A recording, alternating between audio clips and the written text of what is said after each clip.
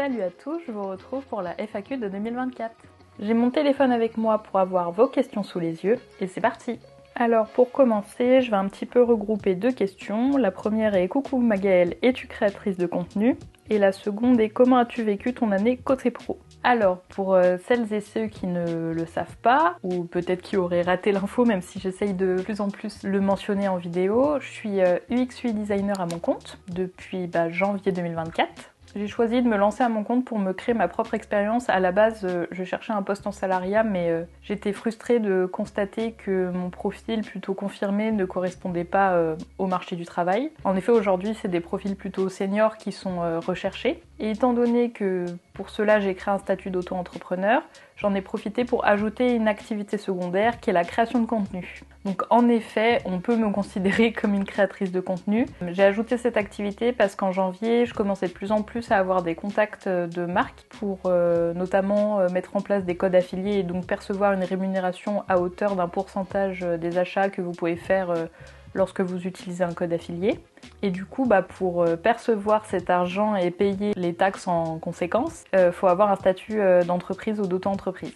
Concernant mon vécu sur cette année côté pro, on peut dire, mais je pense que c'est le quotidien de beaucoup d'auto-entrepreneurs ou de solopreneurs, comme on appelle ça maintenant. C'est un peu les montagnes russes émotionnelles. Il y a eu des moments où j'ai été hyper fière de moi, il y a eu des moments où j'avais envie de tout arrêter. Néanmoins, en cette fin d'année, j'ai l'impression d'aller dans la bonne direction. J'étais pas prédestinée, on va dire, à être indépendante. J'ai mis du temps à apprivoiser ce statut qui offre une grande liberté, mais qui implique de grandes responsabilités, si je puis dire, dans le sens où c'est à toi de tout gérer, c'est de toi que dépend toute ton activité. Puis il y a le côté aussi de pas avoir un salaire fixe tous les mois, à contrario du salariat, qui peut être un peu déstabilisant au début. Ces derniers mois, j'ai bossé avec des clients avec qui ça s'est super bien passé, autant au niveau de la communication qu'au niveau des projets. Donc ça met en confiance. J'ai la sensation, en tout cas, de mettre des choses en place pour que ça continue dans ce sens-là. Merci de demander en tout cas. Pour rester un petit peu dans le perso, je vais enchaîner avec la question « Quel âge as-tu » Alors à l'heure à laquelle je filme cette FAQ, j'ai 30 ans dans 2 mois. Donc je suis plus proche des 30 ans que des 29, mais j'ai encore 29 ans.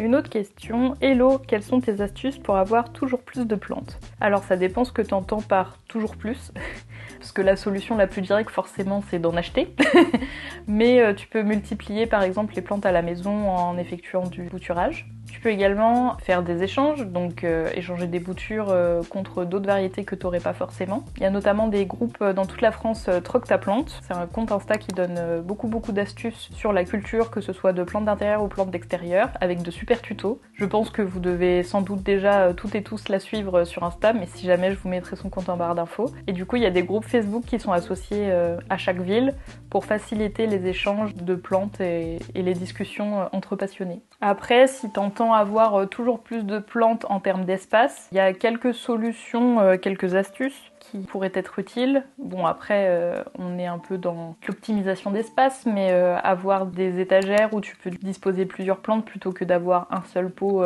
posé quelque part. Tu peux également utiliser des suspensions, que ce soit en macramé, il y en a en d'autres matières, en simili-cuir, en corde. Il y a plein de choses possibles en fonction de tes goûts. Et du coup, ça permet de disposer en hauteur des plantes et donc de libérer de l'espace au sol. Après, ça reste une réalité. Il y a des plantes qui malheureusement décèdent au cours de l'année et qui du coup laissent une place vacante pour une nouvelle plante. Pour continuer autour des plantes, j'ai les questions « Quels sont tes produits chouchous ?» et un peu liés aussi « Quelle est ta routine d'engraissage ?» C'est vrai que j'ai lié ces deux questions, mais le terme produit ne veut pas forcément dire engrais. Je dirais que les essentiels que j'ai pour la culture et le soin de mes plantes, ce serait tout d'abord, pour répondre à ta question sur les engrais, les produits Hydropassion, donc notamment la gamme Master Grower, qui permet d'avoir un engraissage très complet pour toutes les plantes que j'ai chez moi. Et mes plantes ont l'air de bien kiffer, donc c'est donnant-donnant. Après, ça m'arrive d'utiliser régulièrement des pièges collants couplés avec l'utilisation de nématodes, donc pour notamment lutter contre les infestations de sciarides, donc les mouches de terreau. Les produits que je vais régulièrement utiliser aussi, c'est tout ce qui tourne autour du nettoyage des feuilles, donc ça peut être aussi bien du savon noir dilué avec de l'eau, mais aussi des brumes prêtes à l'emploi qu'on n'a plus qu'à sprayer sur les feuilles et du coup utiliser des gants microfibres pour bien nettoyer le feuillage. Donc voilà un petit peu pour le tour des produits chouchous. Et pour ce qui est de ma routine d'engraissage, cette année j'ai pas été hyper régulière. C'était un peu ma résolution de 2024 d'être plus régulière sur l'engraissage, mais ça a été un petit échec, hein, on va pas se le cacher. Mais en tout cas, quand je prends le temps de donner de l'engrais à mes plantes, j'utilise le combo de deux produits de la gamme Master Grower, donc le croissance végétative et celui pour la floraison et la fructification. Ah oui, j'ai oublié de le préciser, mais j'utilise l'engrais dans le substrat après arrosage. Le mieux, c'est de le faire un arrosage sur deux durant la période de croissance pour accompagner la plante dans son développement. Et je sais que ces produits sont également utilisables en foliaire, couplés à d'autres produits de la marque. Mais c'est vrai que j'ai un peu du mal à me lancer dans le foliaire étant donné que c'est assez salissant. À voir si je me lance en 2025. Donc ta famille de plantes préférées. C'est toujours compliqué de ne choisir qu'une famille, mais je suis forcée de constater que la culture d'Oya se passe super bien chez moi. En tout cas depuis que j'ai adopté l'utilisation du mix spécial Oya de Cibotanica et que je les ai tous rempotés dans des petits pots avec... Enfin en tout cas je gère assez bien leur culture de cette façon. Ça m'a grandement facilité les choses. J'avais essayé des recettes de mix que j'avais trouvées sur différents comptes Instagram que je suis. Forcément un mixte fait maison correspond aux habitudes et à l'environnement de chacun et chacune. Et du coup ça va pas forcément marcher chez nous. J'ai essayé le substrat Cibotanica suite au conseil de Rachel qui cultive énormément d'Oya. Compte Instagram Plantilili. Dès que j'ai vu les résultats, de voir que mes Oya grandissaient bien, que j'arrivais à cerner quand est-ce qu'ils avaient besoin d'être arrosés et de les voir grandir, ça m'a encouragée à utiliser ce mix tout le temps. Pour répondre à ta question, il y a un peu la réponse de raison et la réponse du cœur. On va dire que ma réponse de cœur, si je dois répondre à ta famille préférée de plantes, je dirais les anthuriums parce que ils sont vraiment incroyables. J'ai quand même une petite collection d'anthuriums, j'ai été forcée de le constater durant le Planttober quand j'ai fait une photo de famille. Mais étant donné que j'ai pas de vitrine, c'est pas les plantes qui se plaisent le mieux chez moi, à contrario des Oya. Donc le choix de raison, ce serait la famille des Oya. Mais bon, ça se bataille un peu entre les deux. Est-ce que ça répond à la question? Je ne sais pas. Mais voilà. Et donc, si je devais ne garder qu'une seule plante. Alors, c'est pas du tout raccord avec ma réponse de la question précédente, mais tant pis. Si je devais garder qu'une seule plante, ce serait la Monstera deliciosa qui est juste ici.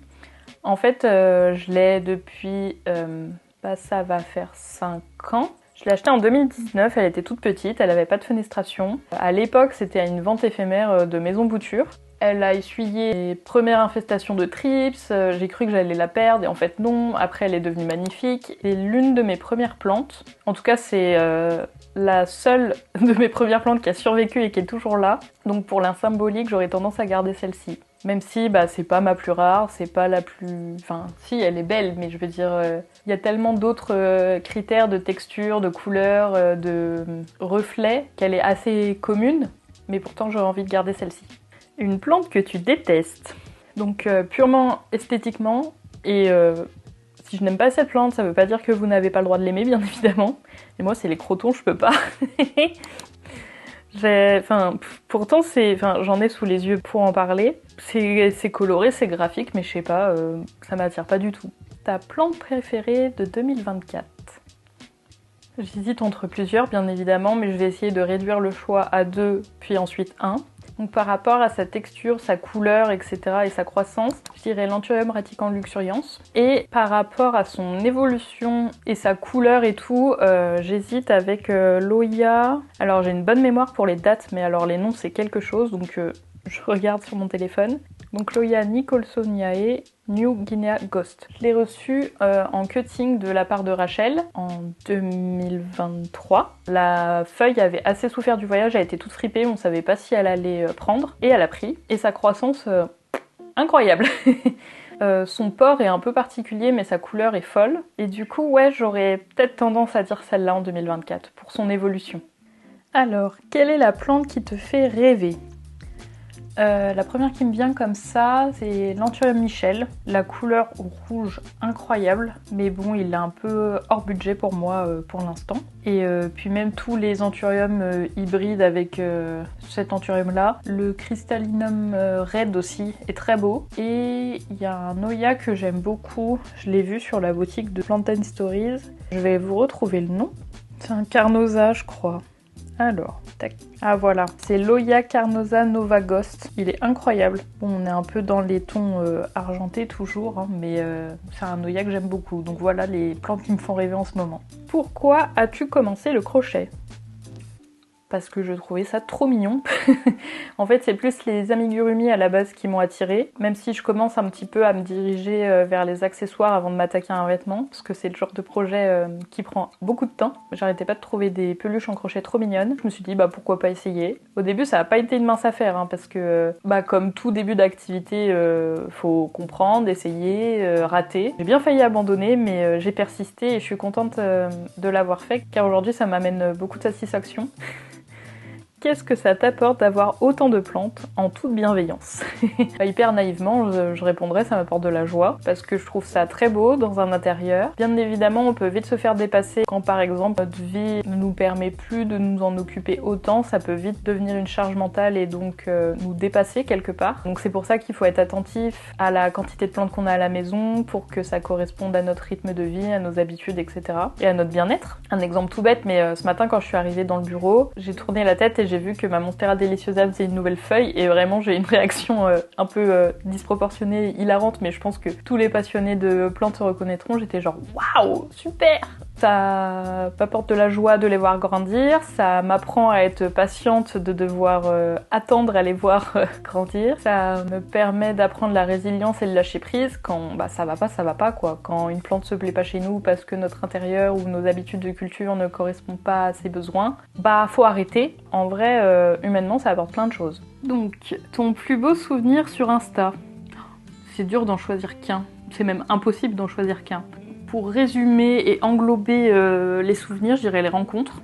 Je sais que j'en ai brièvement parlé dans mon précédent vlog. Humainement, j'ai rencontré plein de gens que j'aurais pas nécessairement rencontrés dans mon quotidien, parce que on a toutes et tous des cercles d'amis qu'on garde de nos études, et du coup des gens qui, enfin c'est pas spécialement négatif quand je dis ça, hein, mais qui travaillent dans le même secteur que nous généralement. Rencontrer des gens via une passion, mais ça peut être les plantes comme ça peut être une activité, je sais pas moi, si vous faites du sport, de la danse en club ou quelconque activité manuelle, ça vous amène forcément à rencontrer du monde, et du coup les plantes ça a été une porte d'entrée, et en tout cas ce compte Instagram ça a été une porte d'entrée vers des rencontres. Je pense notamment à Tiffany du compte The Cozy Plant. Je vais vérifier que c'est bien ça son pseudo, parce que comme dit, j'ai plus la mémoire des dates que la mémoire des noms. C'est ça. Donc je pense notamment à Tiffany du compte The Cozy Plant, qui a été à l'initiative d'un groupe de discussion entre plantaddicts lyonnais, qui a entraîné des petites sorties dans des cafés, dans des bars, dans des brunchs. C'est hyper enrichissant de rencontrer de nouvelles personnes de toute façon.